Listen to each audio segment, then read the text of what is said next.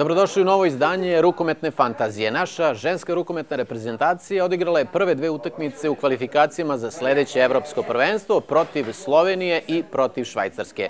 Praktično, to je bio i početak priprema za svetski šampionat.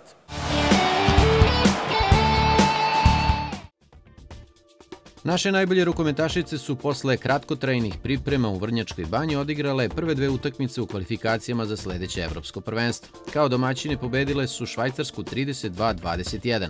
U lepoj atmosferi dvorane Vlade Divac u Vrnjačkoj banji naše rukometašice su lako stigle do pobede jer je bila očigledna razlika u kvalitetu dve ekipe. Najviše su se istakle Lojpor sa 7 i Rajović sa 4 gola, kao i golman Risović sa 13 odbrana. Naša selekcija delovala je moćno. Zadovoljen je bio i selektor Bošković i to kao da je dovelo do preterane opuštenosti pred utakmicu sa Slovenijom. U nedelju protiv Slovenki mnogo slabije izdanje Srbije i poraz 31-26.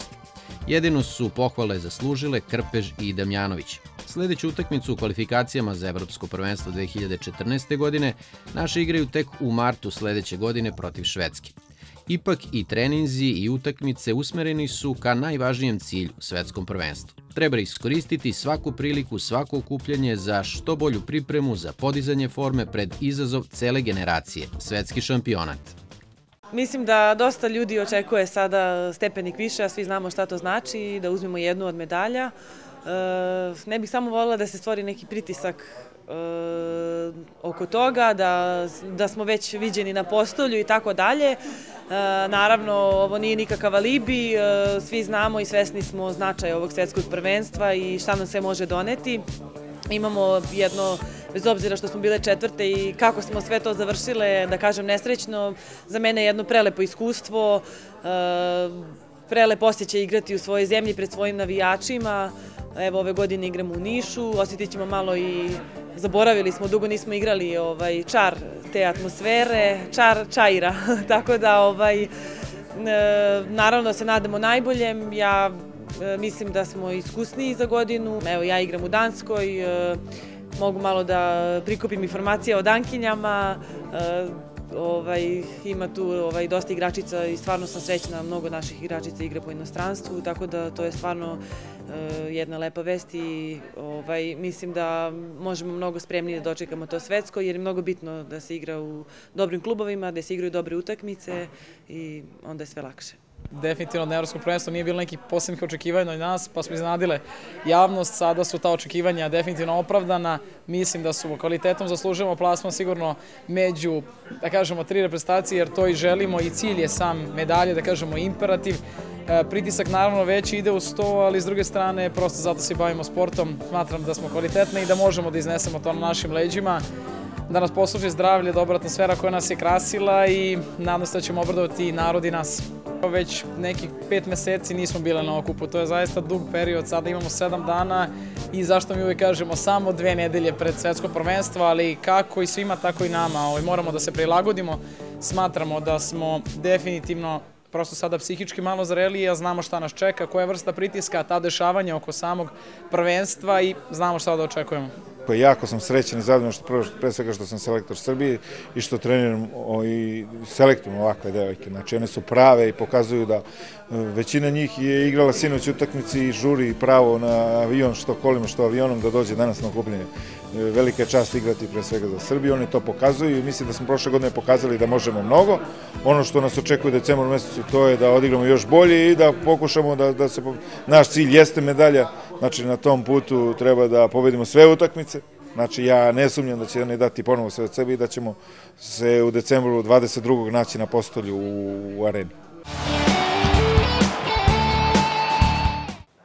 U našem redovnom istorijatu stigli smo i do 1973. godine. Jugoslavija je drugi put bila domaćin svetskog prvenstva za rukometašice, a naša reprezentacija osvojila je zlatnu medalju. Jedinu u dosadašnjoj istoriji našeg ženskog rukometa na svetskim šampionatima.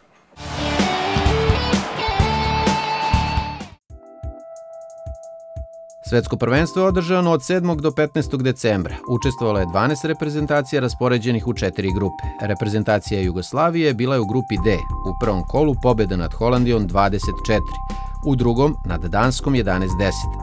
Zatim su usledili dueli u drugoj fazi takmičenja i počelo je neočekivanim porazom od Poljske 9-8.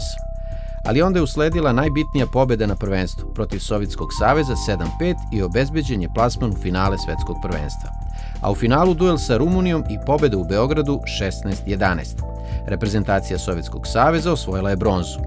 Selektor naše reprezentacije bio je Vilijem Tičić, kapiten ponovo Zdenka Ištvanović, a šampionski tim činile su još Mirjana Čikoš, Zdenka Leutar, Ana Titlić, Ivanka Šuprinović, Dragica Palaversa, Biserka Rosić, Milka Vejnović, Dunja Kostić, Nadežda Abramović, Božena Vrbanec, Jadranka Antić, Milenka Lukić, Katica Ilješ, Mara Torti i Radmila Parezanović. Bila je to generacija koja je prvi put došla do svetskog zlata i do dan danas to je najveći uspeh našeg ženskog rukometa na svetskim prvenstvima.